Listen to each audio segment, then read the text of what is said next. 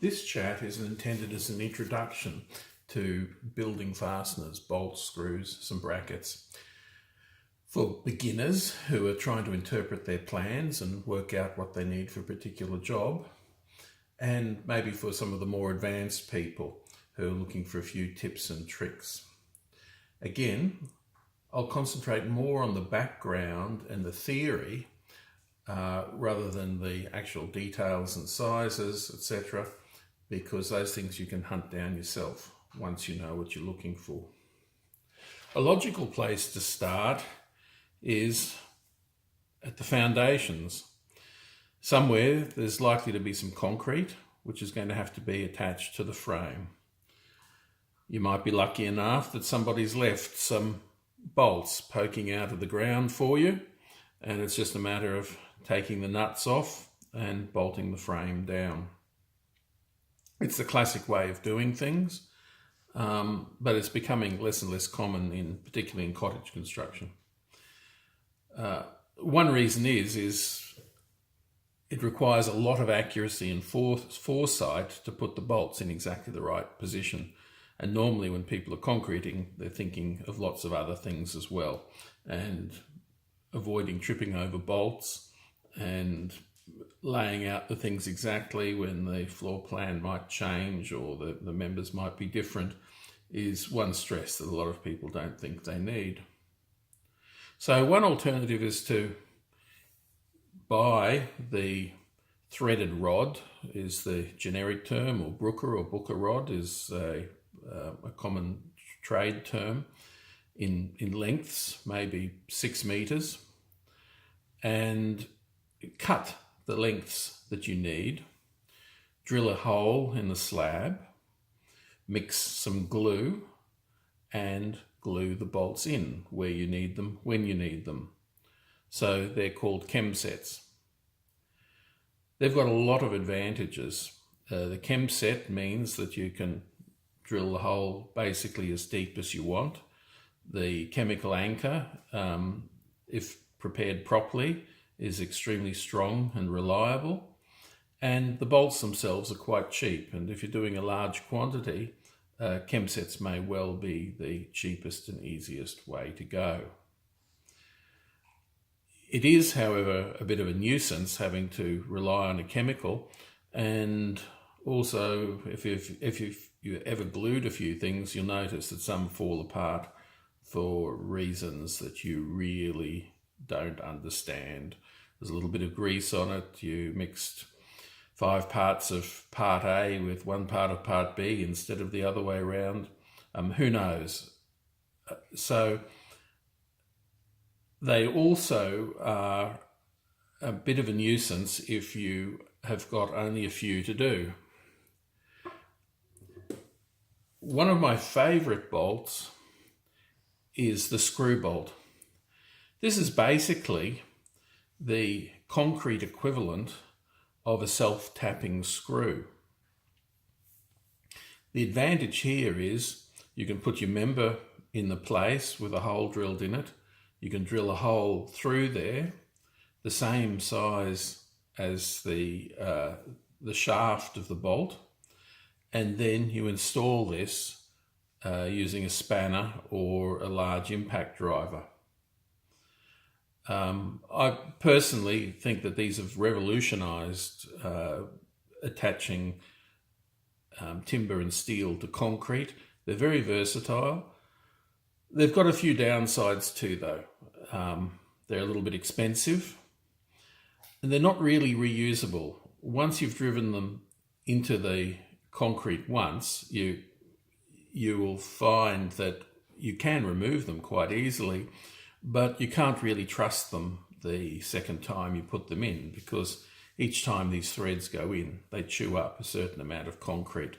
So maybe once or twice in a non-critical application, but there are good reasons to be cautious about using them in locations where you might have to remove them, or in locations where there's a vibrating or a flexing load, because if this thing works in the concrete it's not hard to imagine that these things could chew up the concrete.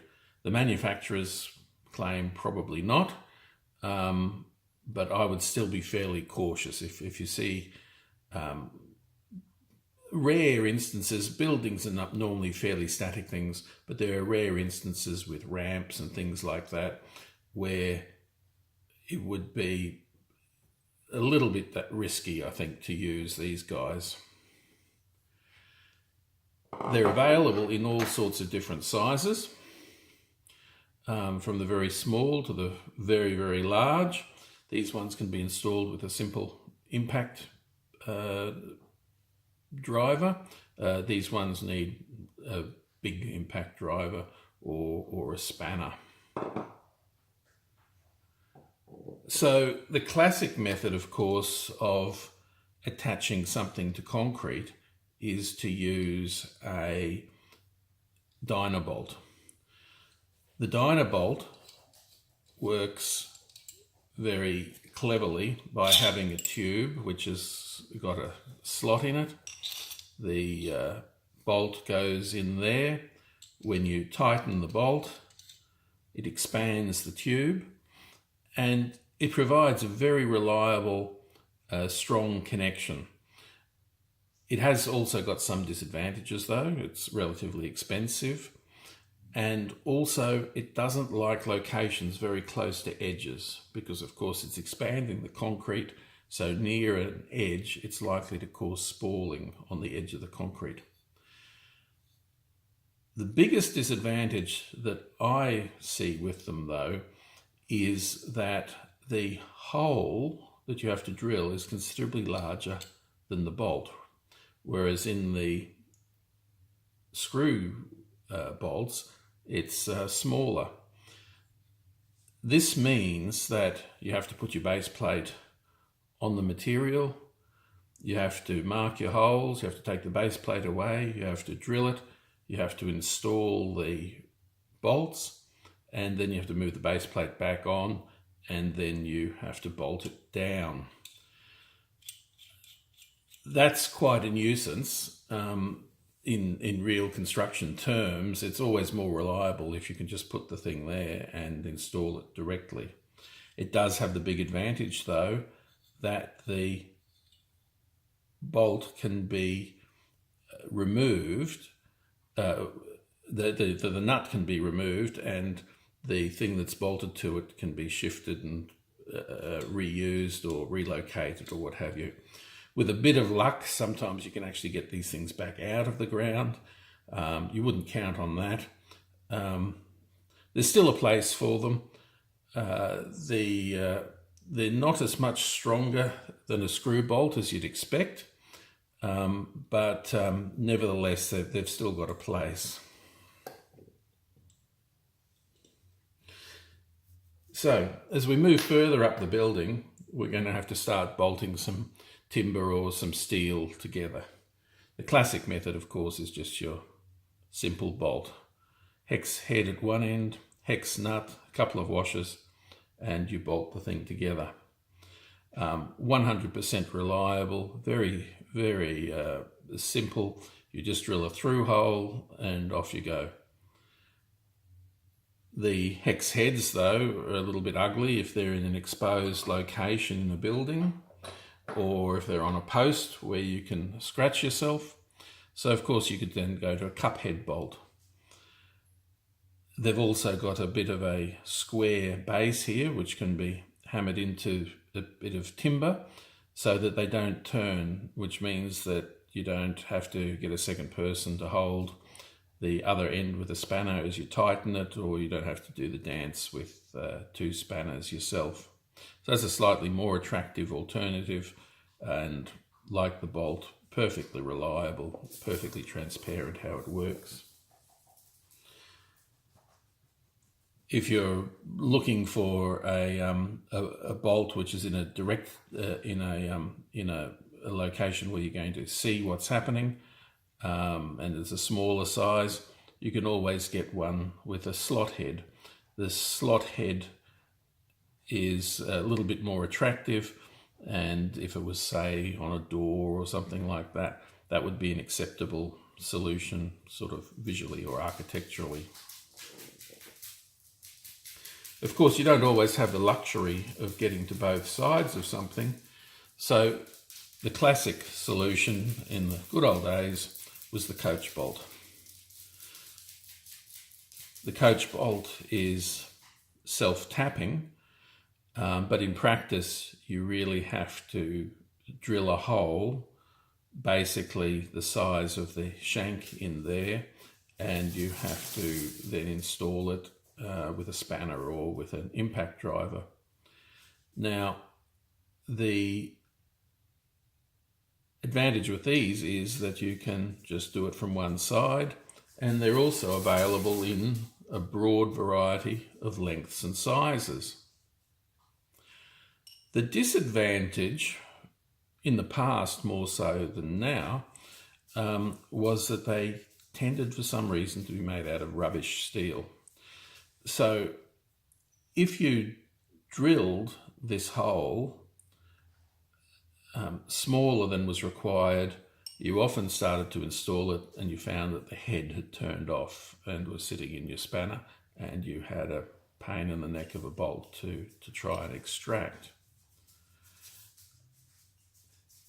Again, they're not ideal on the reusability scene, but they can be reinstalled if something has to come down. The other disadvantage is they can be less reliable in critical locations, particularly when they're being pulled, because if somebody doesn't have the right size drill bit, they might drill something which is a little bit too large, and they'll have very little holding power. So they do rely on a little bit of intelligence during installation. That probably brings us to my very favourite screw of the lot, which is what we call the batten screw, or the 14 gauge type 17 screw. It's completely self-tapping, so unless you're in hardwood or close to an edge, there's no need to drill a hole. If you're in hardwood, then there's only need to drill a small hole, and the size of that hole isn't critical. They've been around for quite a long time, but they're really coming into their own now. In the good old days, they would have to be installed with a drill. And because there was quite a lot of load, particularly if you were trying to put them into hardwood, you needed a decent sized drill. If the thing grabbed, you became a little bit of a helicopter, and when you've got a 1 kilowatt drill, your wrists were always at risk, and it was just very, very unpleasant to install them in anything that wasn't quite soft. Times, though, have changed, and the 1 kilowatt drill is now a thing of the past, because they've basically been replaced by the impact drivers. And really, if you could only have one tool on a building site, it would probably have to be the impact driver.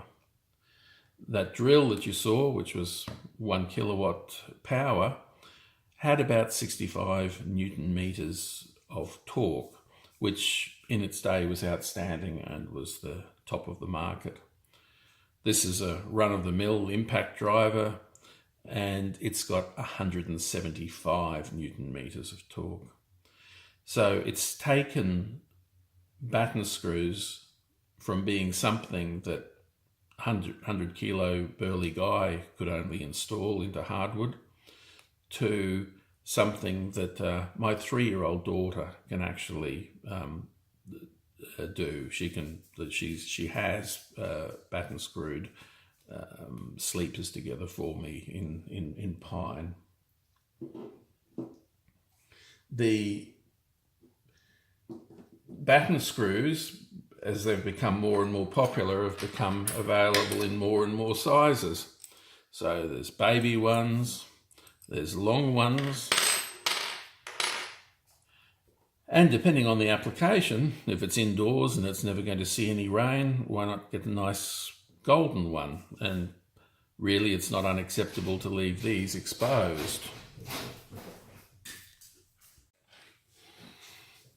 I wouldn't be going overboard with it, but IKEA certainly have no shame in using those. They're also available in a variety of materials now. This is a stainless steel one that came from a pool installation. So you can expect quite good performance out of this. It's a little bit less strong than a mild steel one.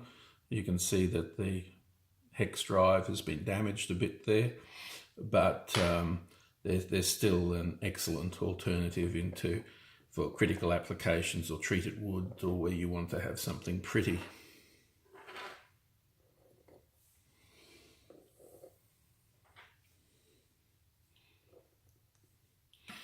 Then, as the market grew, so did the batten screws, and so now we have absolutely massive ones. And these, for example, are excellent if you've got relatively deep beams and you're installing them on top of those. We call up these quite often in locations where you want to hold down a beam, but you want to give it a little bit of lateral location as well. So this thing will provide some lateral resistance, and it'll provide all the hold down you need.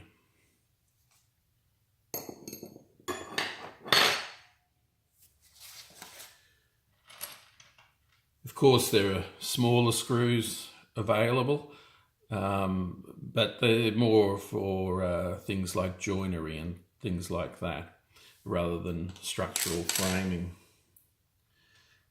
If you want pretty ones, say you've got an exposed mini orb ceiling or something like that, it would be too tedious to do it with a slot head screw, but of course you can do it with a Phillips head screw in a nice painted one, which are available ready painted. You'll also see that the screws are available either in an electroplating or in a galvanized, or they can be painted. And the painted ones are the ones which are normally specified where you're dealing with CCA treated timber. So that's copper, chrome, arsenic, and I'd take it that the copper and the zinc in the galvanizing don't get along well. So a painted screw makes a lot of sense.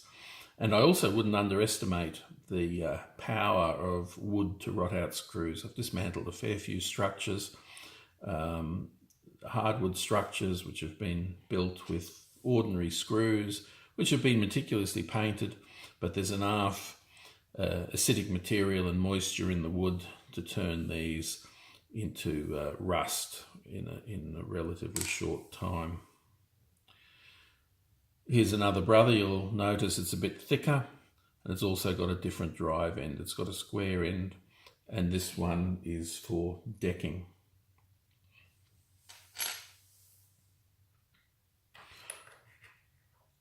One thing that I should have mentioned when we were talking about bolts was washers. Washers are certainly no trivial matter, particularly when dealing with timber. It would be very rare that the bolt would fail in a timber-timber connection. It's always the timber. And depending on the size of the washer, the timber will be able to hold up much better. So it's important on your plans to note if larger washers have been called up, and if in doubt, if the thing isn't visible, use the largest washer available. They can pull through the timber, but more likely than not, they just split the timber. And when you're talking about just a simple piece of pine with a bolt through it, it doesn't have to wiggle and waggle very much to put a big split through the piece of timber, and everything's structurally useless. Of course, you've always got the option where you're doing a lot of screws to get a collated screw system. There's a couple available, and they're not as popular as you'd expect. I think they're a little bit unreliable.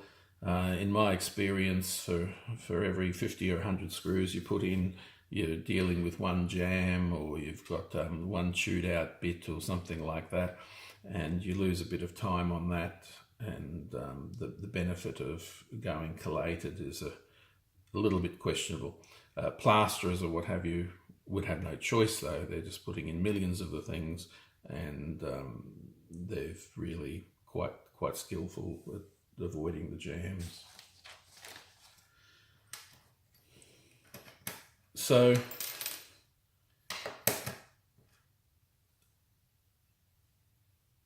the alternative, or the original alternative, of course, was the nail.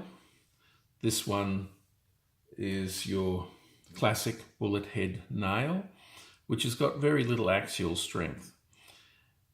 So you'll normally see them if they're in a structural location. It'll be called up that they've got to be driven in at an angle.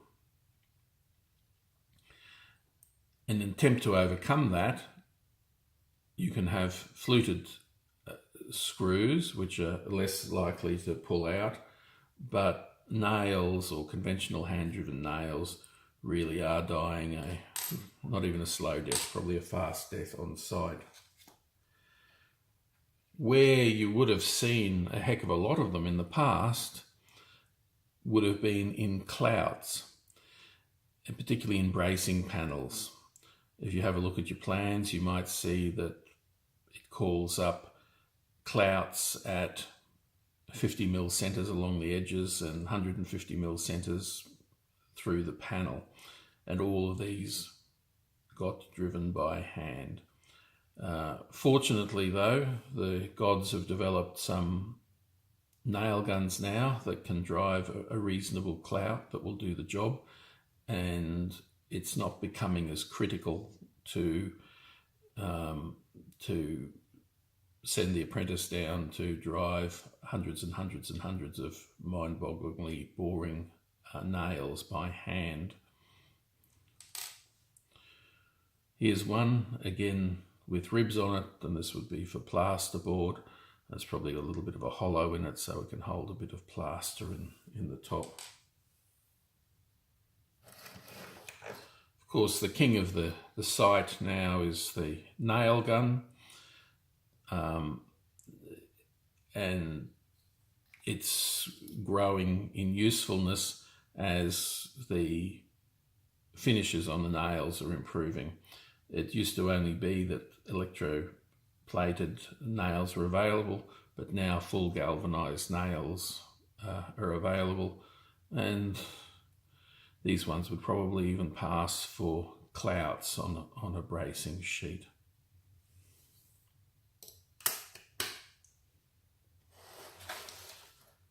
We're now up to getting towards the roof, and of course you've probably got to provide some tie down on the roof. The classic connection, of course, is between the top plate and the stud. Now, there are some possibilities. If it's a small job, it may be adequate just to use some batten screws to screw them together. Remembering though that will only be a nominal connection, because the batten screw is going into the end grain and it's placed straight. So the current timber code doesn't really cover batten screws very thoroughly. If it's only a small structure, you might use batten screws rather than hiring a nail gun, because they are simple and reliable, and also they pull the frame together, and the impact driver is a lot lighter than a nail gun, so sometimes it's just tempting to do that.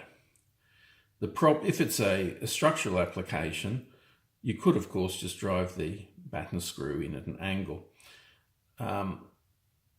That's probably a little bit awkward for most situations, but where we use that system a fair amount is, say, in the tie down of existing houses. Say a removal house where we're trying to increase the tie down of the top plate to the studs. Any other system is very difficult and involves removing lining or removing chamfer board from the other side, whereas a batten screw can either be driven at an angle and provide a reliable connection, or you could just use a very long batten screw and then it doesn't really matter that it's in the end grain. So that's something worth considering. The classic system, of course, is to use a threaded rod and just have a nominal connection to these things. I'm not so keen on that, but builders like it quite a lot. I think it's just simple, straightforward. The threaded rod's not that expensive and they know where they're going. I always think it's a little bit of a waste. You have a stud here and a connection. Why not just upgrade that stud to provide you with your tie down?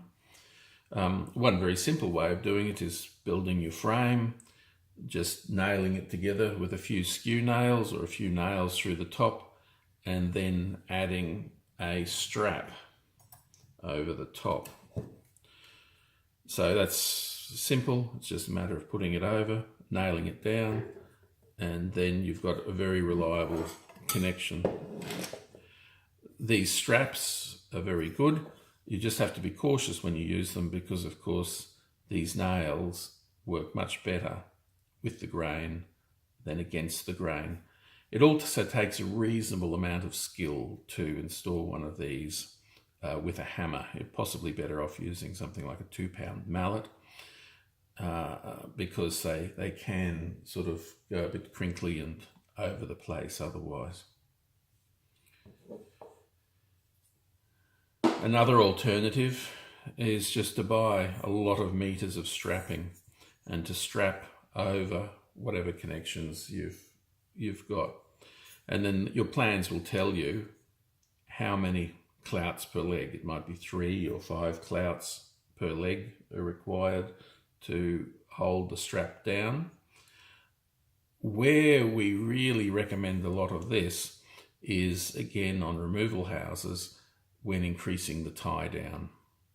So you could work your way through the plans and work out where all the tie down points are, or you could take a roll of strap and a roll of and a bag of nails or screws and go up there and just strap everything that you think it could move.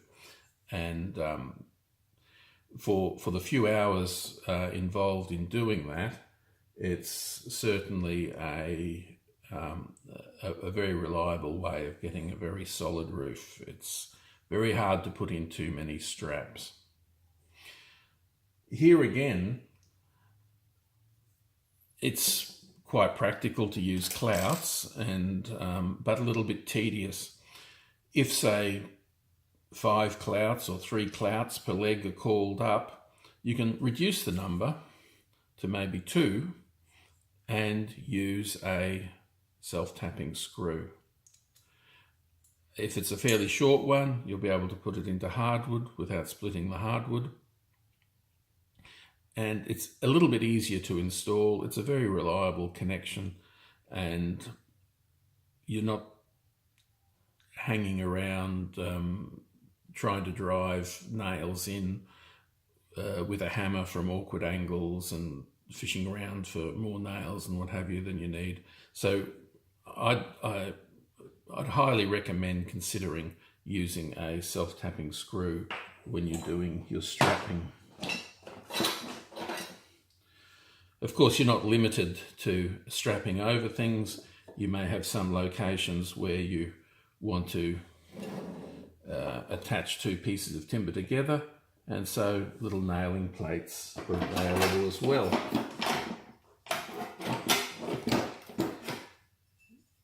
If it's a large member that you've got to locate, then of course you've got your large brackets, and then you're looking at either your coach screw or more likely a through bolt, and the plan will say something like 100 by 100 by 5 angle, 2 M10s per leg, which means that you have two 10mm bolts in each leg, and the angle is 100 by 100 by 5mm thick. The surface finishes are always important. If you're in a coastal location, it may be that it's got to be a higher grade, whereas in a building you may not need a protected one at all. There is all sorts of nailing plates on the market for attaching things together. I think they're really designed more for a factory environment, but there are cases when it is the logical thing to do, and anything else will be fairly awkward.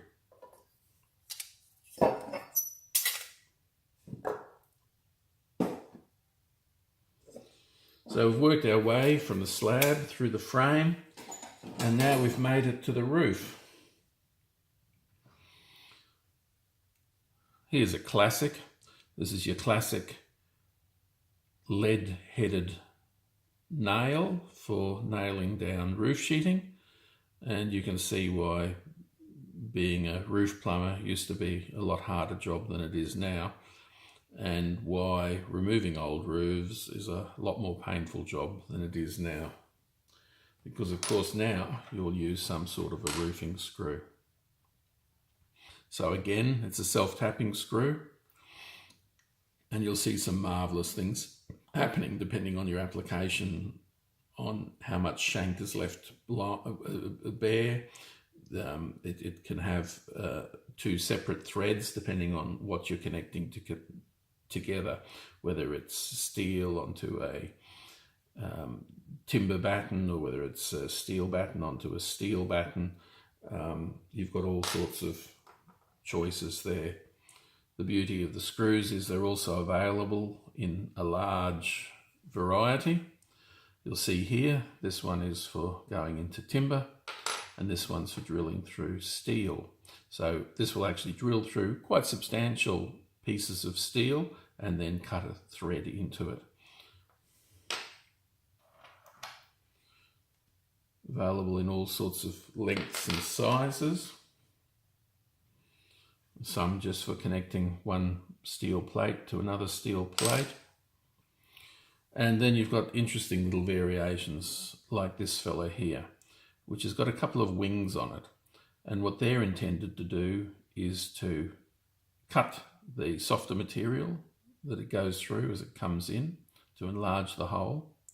They go into the steel member where they break off, and it means that the thread does not force the material on top to climb away from the material underneath, which is a bit of a nuisance in screwing applications, because of course if the things aren't firmly together to start with, if there's a bit of a gap and you start screwing them together, when this member is trying to drill its hole to go in, this member is still affected by the thread and it's driving itself apart. Anyway, I hope that was a useful introduction to the kinds of screws and bolts that you're likely to find on your plans, and it gives you some options of things to think about when you've got a job or a location which is a little bit tricky.